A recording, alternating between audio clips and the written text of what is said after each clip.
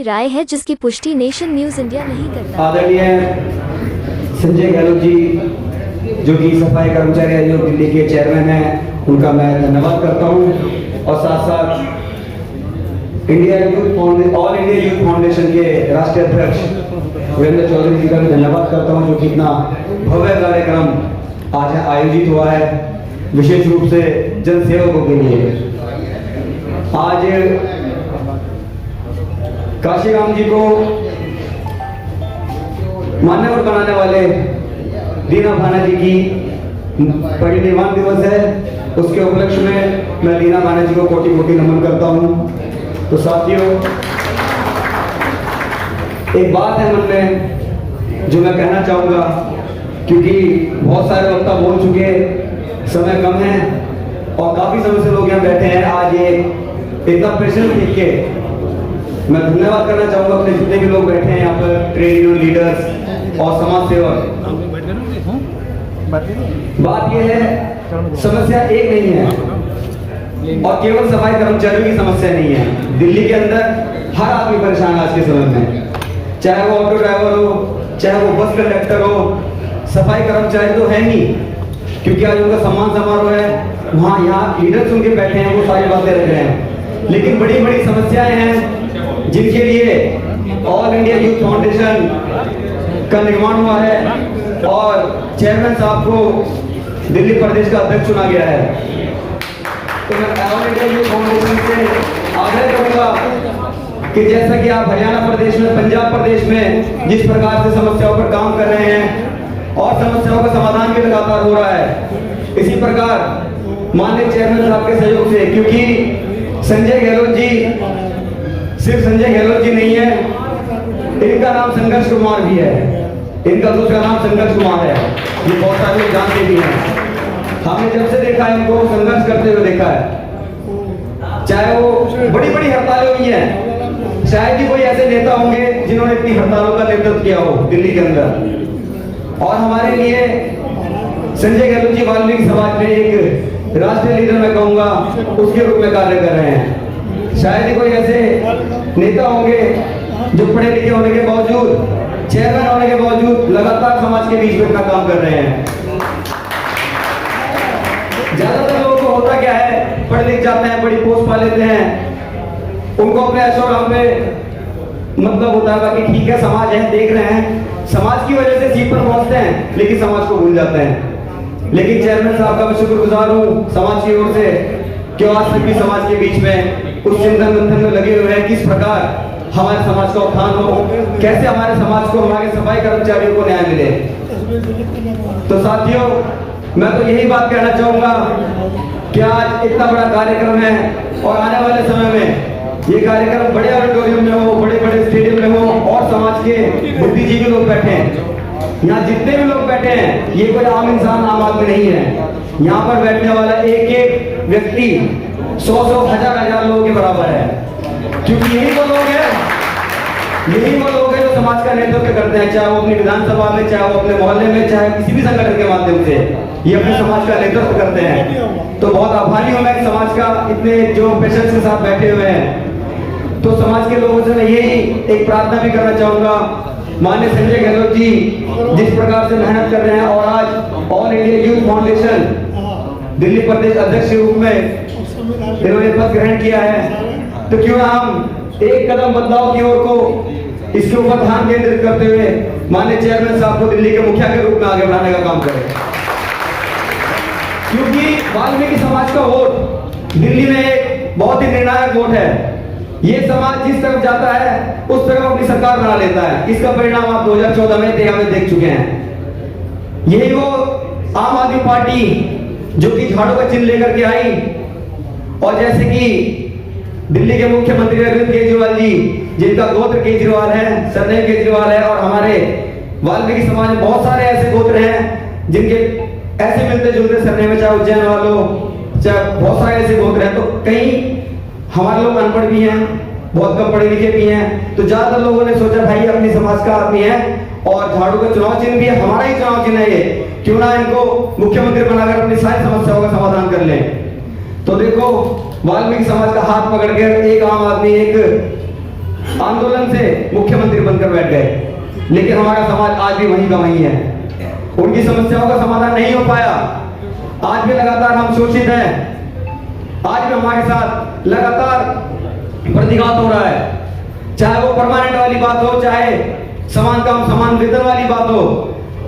जब पचमिया रोड पर धरना दिया था 2 अक्टूबर के दिन, माननीय चेयरमैन साहब ने 2 दिन का सांकेतिक धरना दिया था, भूख हड़ताल की थी, तो उस समय माननीय मुख्यमंत्री जी स्टेज पर आए थे, मंच पर आए थे और उन्होंने एक बात कही थी कि चेयरमैन साहब हमारी सरकार एमसीडी मानने दो, सारी समस्याएं खत्म कर देंगे।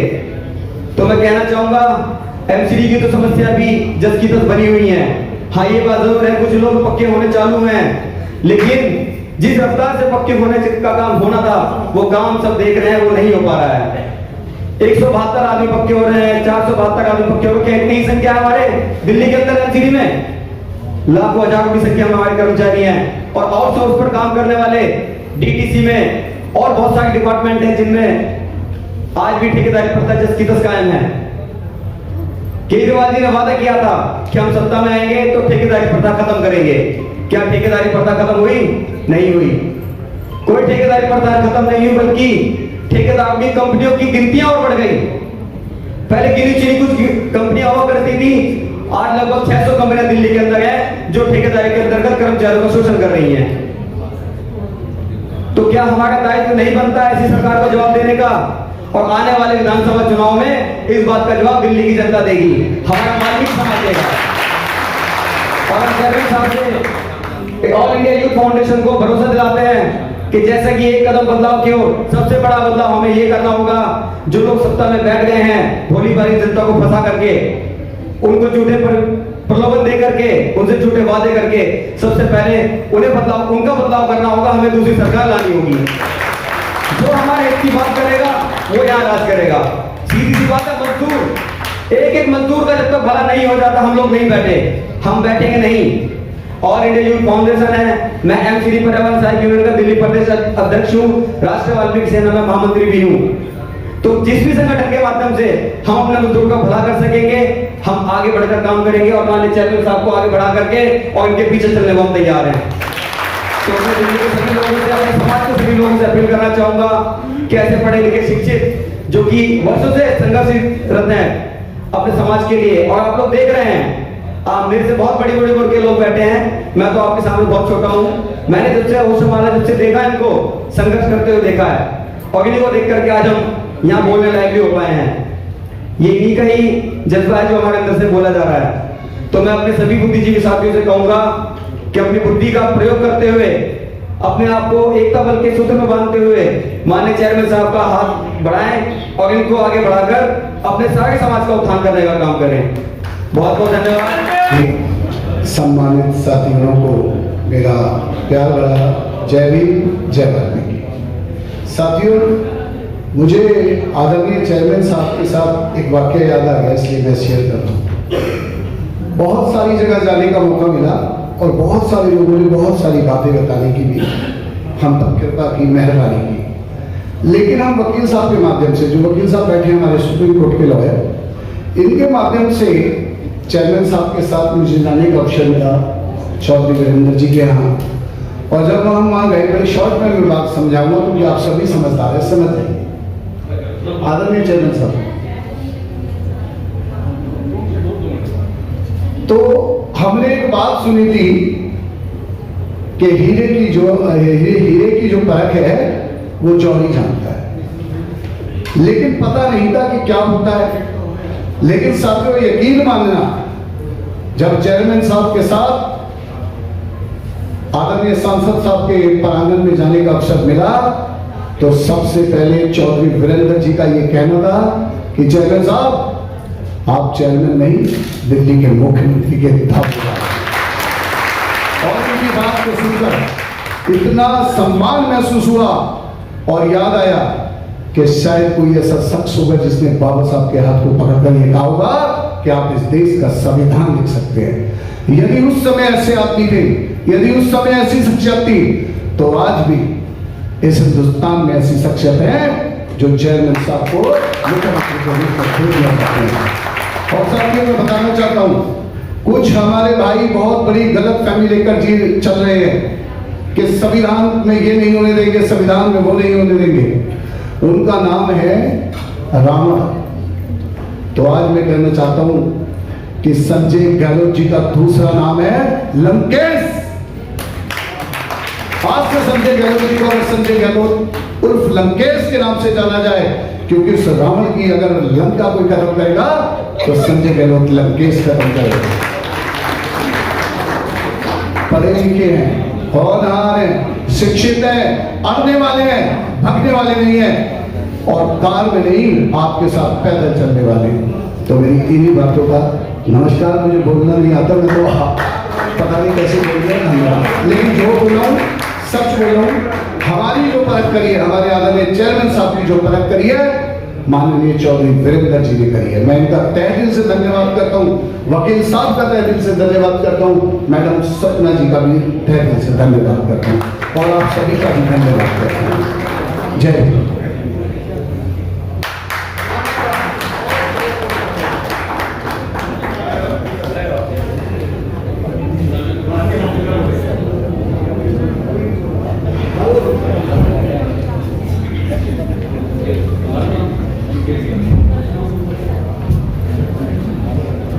बहुत बहुत धन्यवाद आदरणीय पप्पू प्रधान जी। आदरणीय साथियों, हमारे बीच में मंच पर उपस्थित है आदरणीय प्रदीप दुलाल जी, जो राष्ट्रीय स्वयंसेवक के बहुत बड़े अधिकारी हैं, बहुत कीमती समय निकल कर आए थे। उनसे आग्रह है कि मंच की तरफ आ जाएंगे, उनका जो मान सम्मान है आदरणीय चौधरी वीरेंद्र जी करेंगे और फिर ये प्रस्थान करेंगे यहाँ से। इनके साथ साथ सोमवीर देशवाल जी एक प्रतिष्ठित पहलवान भी हैं। सोमवीर देशवाल साहब, आप भी आइए प्लीज। करो जाए